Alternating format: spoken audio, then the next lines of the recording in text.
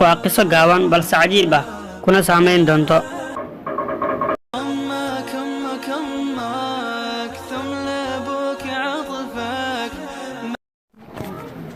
hooyo ayaa wiilkeedii garaaci jirtay maalin kasta, weliba dadka hortooda ayay ku garaaci jirtay.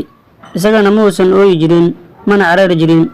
sanado badan kadib wiilkii ayaa weynaaday oo guursaday carruurna yeeshay, isagoo nin weyn ayay hooyadiisa garaaci jirtay. maalin maalmaha ka mid ah ayaa hooyadii wiilkeedii garaacday.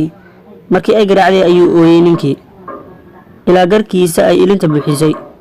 isagoo oynayo ayaa dadkii deriska ahaa u yimaadeen, waxayna ku dhaheen, yaraantaadii ilaa iyo hadda maad ooyine, hadda ood nin weyn tahay maxaad la ooyeysaa? wuxuu yidhi, waxaan la oynayaa tabarta hooyaday oo daciiftay.